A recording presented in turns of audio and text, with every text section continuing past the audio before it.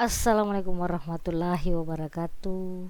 Shalom, salam sejahtera bagi kita semua, namo buddhaya dan salam kebajikan. Pada video pembelajaran kita kali ini, kita sudah memasuki pembelajaran yang ketiga. Ada dua materi pelajaran yang akan kita pelajari hari ini, yaitu PPKN dan IPS. Oke, kita langsung saja ke pelajaran kita yang pertama. Oh ya, sebelum kita mulai pelajaran, mari kita berdoa sesuai dengan agama kita masing-masing. Setelah itu kalian boleh lanjut menyimak video ini. Nah, tujuan kita belajar hari ini adalah untuk mengidentifikasi nilai-nilai Pancasila dalam kehidupan sehari-hari dan untuk mengidentifikasi karakteristik geografis Indonesia sebagai negara kepulauan maritim agraris dan pengaruhnya terhadap kehidupan ekonomi, sosial, budaya, komunikasi, serta transportasi. Waduh, mantap ini. Kalau kalian bisa menguasai pelajaran ini, hebat. Oke, kita lanjut ke pelajaran yang pertama, PPKN. Oke, hari ini kita akan belajar tentang nilai-nilai yang terkandung dalam setiap sila Pancasila. Kenapa sih dengan Pancasila ini? Karena Pancasila itu merupakan pedoman hidup bagi masyarakat Indonesia. Apa artinya pedoman hidup? Karena masyarakat Indonesia itu berbeda-beda. Oleh karena itu kita perlu mengamalkan Pancasila agar kita bisa hidup saling berdampingan, damai, sejahtera, rukun dan seterusnya, agar tidak terjadi perkelahian, perpecahan.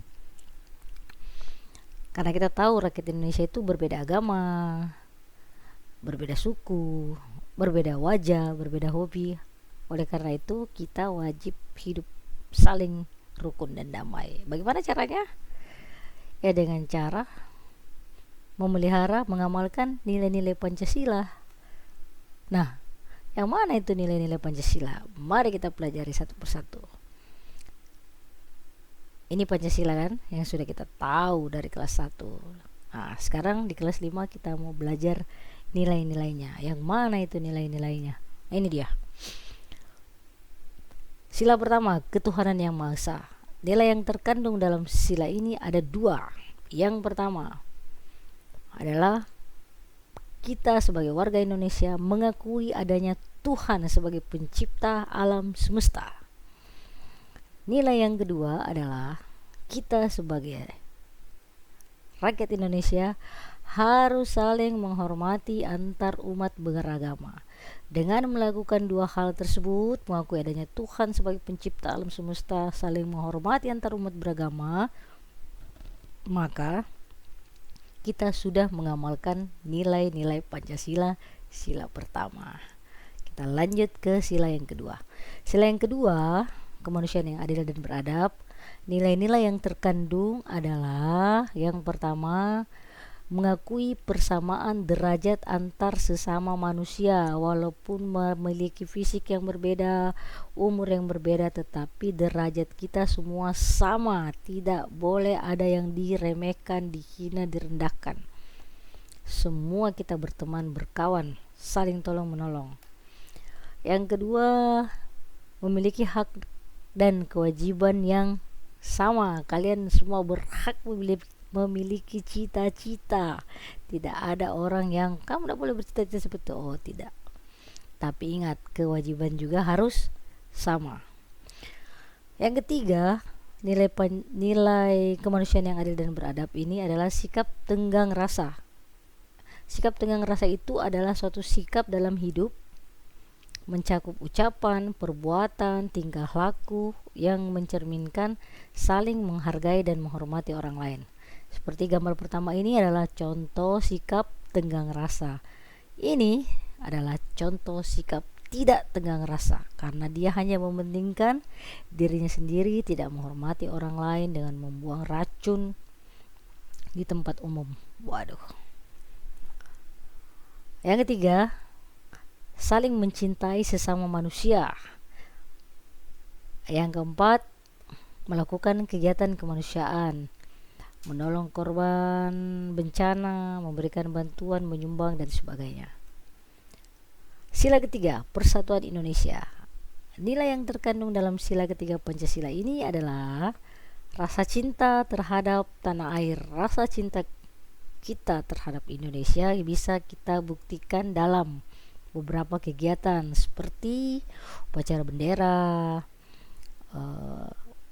belajar menari, menggunakan pakaian batik. Nah, itu semua cinta tanah air. Mendengarkan lagu daerah dan masih banyak lagi.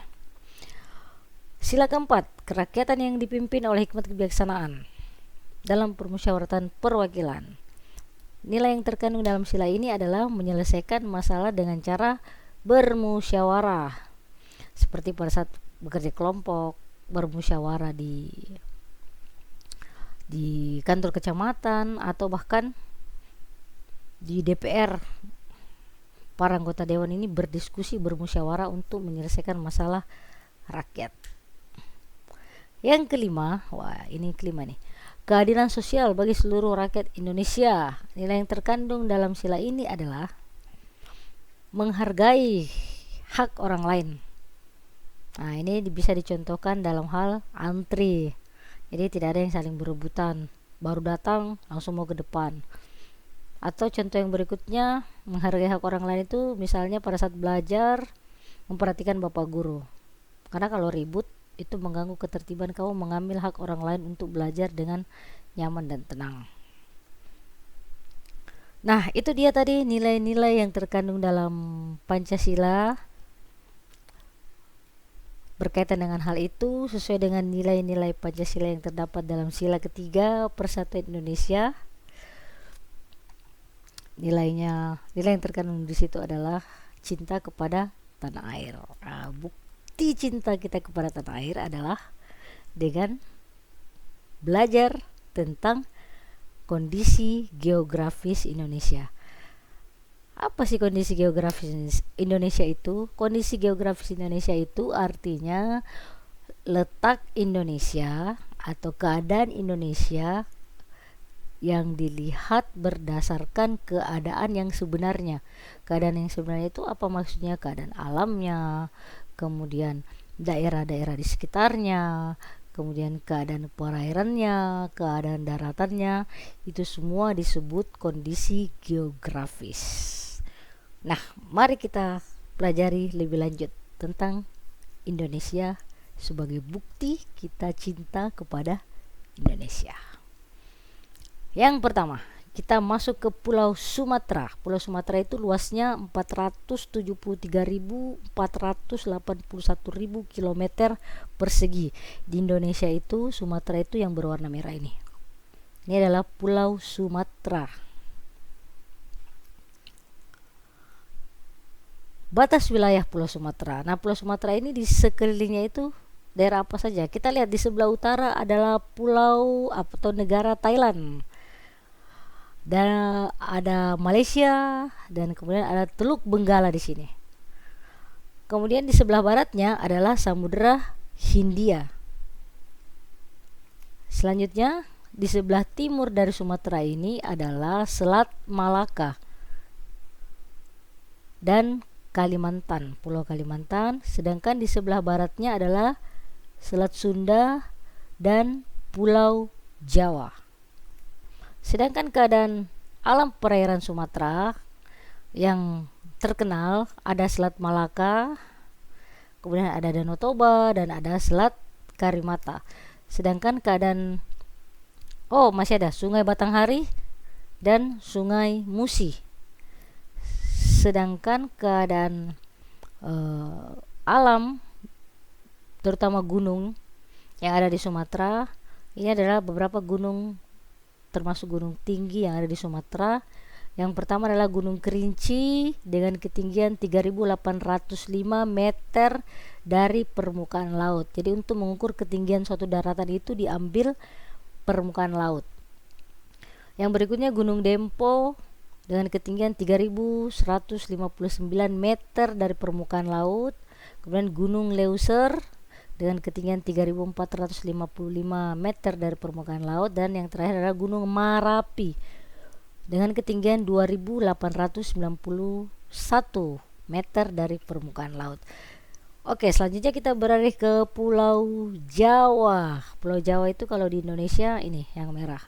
Pulau Jawa itu luasnya 128.000